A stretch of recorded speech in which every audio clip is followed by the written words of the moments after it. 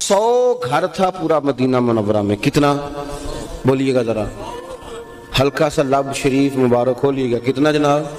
100 घर था Medina Munawwara में, जहां 3 वक्त का खाना भी पहुंचता था, कपड़े भी पहुंचते थे, दवाएं भी पहुंचती थी, जरूरत की सारी चीजें।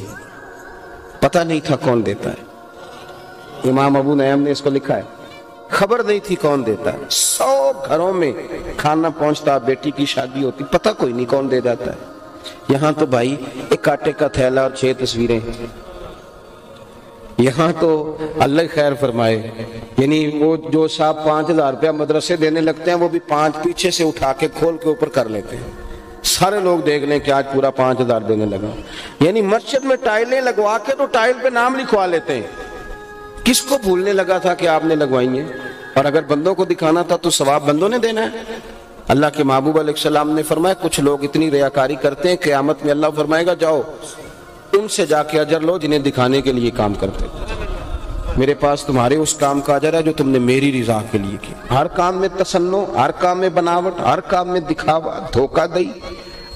इस तरह ना बंदा, मैं कहता हूँ ये रियाकार ना अदाकार सा हो जाता है। इसकी असल जिंदगी खत्म हो जाती है, लगता है कोई करैक्टर प्ले कर रहा है। ये मुतमईन नहीं होता, फिर नफ्स से ही जो इसकी तबीयत होती है, इसका अमल उसके साथ मैच नहीं कर रहा होता। 100 घर थे पूरे, जिनमें 3 वक्त का खाना पहुंचता, कपड़े पहुंचते, जरूरियात पूरी होती। पता कोई नहीं था। रात एक नकाब पोश आता है जो रख जाता है, खबर कोई नहीं थी। फिर 18 मुहर्रम को या 26 मुहर्रम को सैयदना इमाम ज़ैनुल आबिदीन का इंतकाल हुआ। हजरत इमाम ज़ैनुल आबिदीन रज़ी अल्लाह तआला अन्हु का विसाल हो गया तो खाना न बंद हुआ, उन घरों में कपड़े पहुंचने बंद हुए।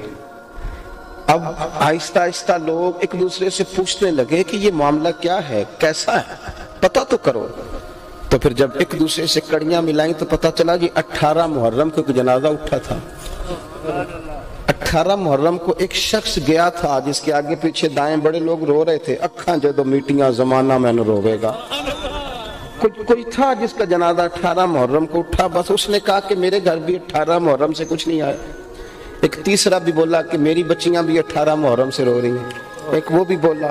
अब पता चला लोगों को कि ये सैयदा फातिमा रज़ी अल्लाह तआला अन्हा का वो जिगर पारा है जिसने 100 घर पाले, पर उन 100 को पता नहीं चलने दिया कि कौन तुम्हें दे जाता है। इमाम बाकर से लोगों ने कहा कि हुजूर की पुश्त पे जब गुस्ल हो रहा था तो इतने इतने मोटे दाग हैं। तो फरमाते थे मेरे अब्बा कंधे पे अनाज की बोरियां रख के गरीबों के घरों में पहुंचा के आते थे। लोग तजस्सुस से कहने लगे आप जवान थे और बूढ़े वालिद जाते थे? तो फरमाते मैं कहता था हुसैन इब्ने अली के लख्त जिगर से कि मुझे दे दे मैं छोड़ आता हूँ। तो फरमाते थे पुत्र अगर तुम्हें दूंगा तो फिर उस गरीब का नाम भी बताना पड़ेगा, उसे रुसवा कर दूं, मेरा और मेरे रब का राज है। ये इखलास था, ये लिल्लाहियत थी। मेरी गुफ्तगू की आखिरी बात ये है, एक तो उनसे अल्लाह की रिजा के लिए प्यार, मैंने जो कहा मुझे याद है तो आपको भी तो याद होना चाहिए ना।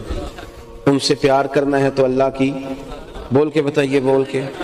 दूसरा उनका रास्ता इल्म का रास्ता है। तीसरा उनका रास्ता अमल का रास्ता है। चौथा उनका रास्ता इखलास का रास्ता है, रियाकारी से दूर। और पांचवी बात ये कि वो हमारे अकीदे पक्के करने वाले थे।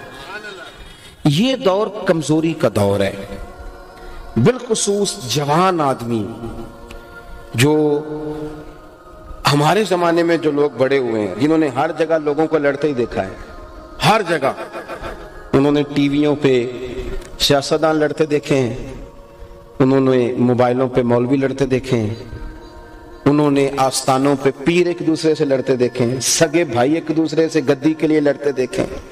नई नस्ल कमजोर पड़ गई है। मैं मुकदमा पेश कर रहा हूं अपनी मिल्लत के जवानों का। वो पूछते हैं कि साहब हमें तो बताओ ना सही कौन है गलत कौन है। जो सच्चा स्टेज है अहले हक का, उस पर भी जब लड़ाइयां होती हैं तो फिर कौम तकसीम होती है कि यार पता तो चले जाना किधर है, रास्ते का तायुन तो करो, आखिर ठीक कौन है, कोई क्राइटेरिया बनाओ, कोई ऐसी बात तय कर दो कि ये कसौटी है जिसके से परख कर लोग गुजरेंगे